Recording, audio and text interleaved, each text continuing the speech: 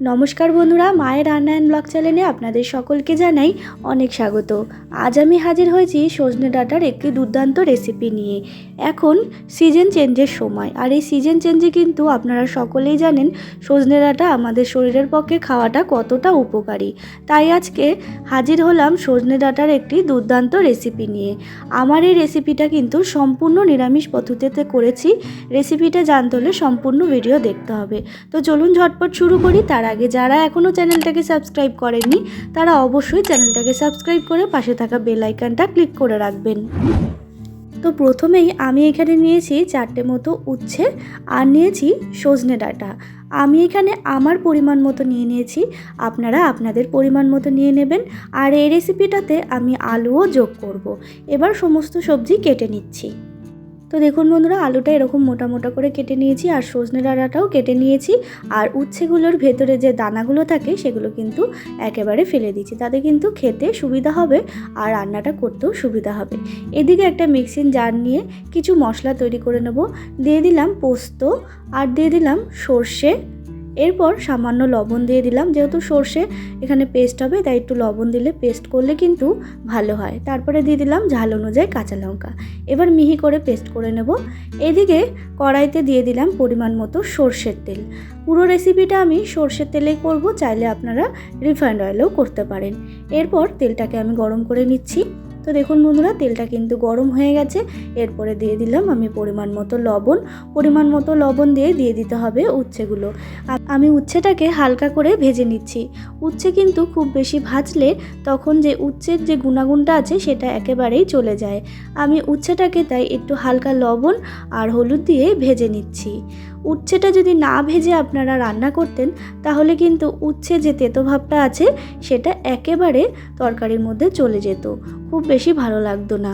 তাই হালকা করে ভেজে নিলে কিন্তু খুব বেশি তেতো ভাবও হবে না, হালকা তেতো ভাব হবে, খেতেও ভালো লাগবে।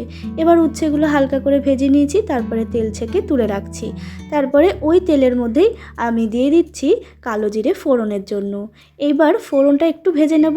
ফোড়নের যখন একটু মিষ্টি গন্ধ বেরিয়ে আসবে তখন দিয়ে দিতে হবে কেটে রাখা আলুগুলো দিয়ে কিন্তু আমি ফোড়নটার সাথে খুব ভালো করে ভেজে নেব, যাতে ফোড়নটার ফ্লেভারটা আলুটার মধ্যে খুব ভালো করে চলে যায় আর আলুটাও কিন্তু বেশ ভালো মতো ভাজা হয়ে যায়। তো দেখুন বন্ধুরা, কথা বলতে বলতে কিন্তু আলুগুলো বেশ ভালো মতো ভাজা হয়ে গেছে।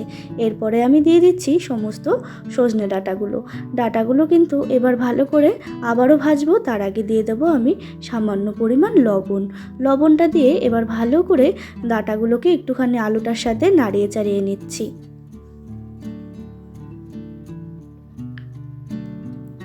তো দেখতেই পাচ্ছেন বন্ধুরা, এবার ঢাকা চাপা দিয়ে আমি 2 মিনিট মতো সেদ্ধ করে নেব।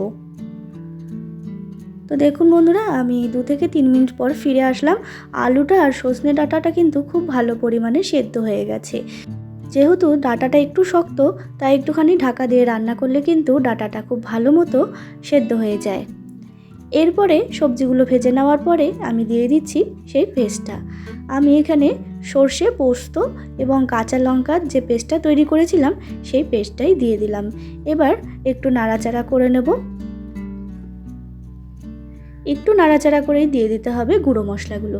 দিয়ে দিলাম হলুদ গুঁড়ো পরিমাণ মতো আর দিয়ে দিলাম ঝাল লঙ্কার গুঁড়ো। এবার একটু হালকা করে কষিয়ে নেব। যেহেতু এর মধ্যে সর্ষে দেওয়া আছে তাই খুব বেশি কষাবেন না, হালকা করে একটু কষিয়ে নিলেই কিন্তু এটা যথেষ্ট। আর এর মধ্যে যেহেতু পোস্ত দেওয়া আছে তাই একটুখানি ভাজা ভাজা করে নিতে হবে। পোস্তর একটা কাঁচা গন্ধ আছে, সেটা যেন চলে যায়। তারপরে পোস্তর কাঁচা গন্ধটা চলে গেলে দিয়ে দিতে হবে মশলা ধোয়া বাটির জলটাই। আপনারা যে যেরকম গ্রেভি খাবেন এই সবজিটায় সেরকম পরিমাণ কিন্তু জল দিয়ে দেবেন।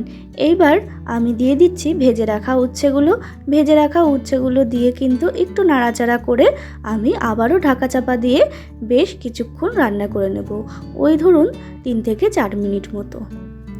তো দেখুন বন্ধুরা, 3 থেকে 4 মিনিট পর ফিরে আসলাম। প্রায় সমস্ত সবজি কিন্তু সেদ্ধ হয়ে গেছে, দেখে বুঝতেই পাচ্ছেন। আর গ্রেভিটাও কিন্তু বেশ মাখো মাখো হয়ে গেছে। আমার কিন্তু প্রায় রেডি হয়ে গেছে এই সজনে ডাঁটার রেসিপিটা। এরপরে সামান্য পরিমাণ দিয়ে দিতে হবে চিনি। চিনিটা একেবারেই অপশনাল, চাইলে আপনারা স্কিপ করতে পারেন। আমি নুন আর ঝালটা ব্যালেন্সে থাকার জন্য চিনিটা ব্যবহার করলাম। এরপর চিনিটা দিয়ে একটু নাড়াচাড়া করে নিলেই কিন্তু রেডি হয়ে যাবে এই সজনে ডাঁটার চচ্চড়িটা। তো দেখুন বন্ধুরা, আমি কিন্তু সার্ভ করে দিয়েছি।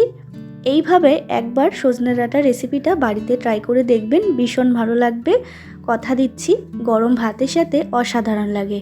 আমার এই রেসিপিটা যদি ভালো লেগে থাকে তাহলে অবশ্যই একটা লাইক শেয়ার করবেন। আর যারা এখনও চ্যানেলটাকে সাবস্ক্রাইব করেননি তারা অবশ্যই চ্যানেলটাকে সাবস্ক্রাইব করে পাশে থাকবেন নিত্য নতুন ভিডিও দেখার জন্য। আবারও হাজির হব নতুন কোনো রেসিপির সাথে। ধন্যবাদ।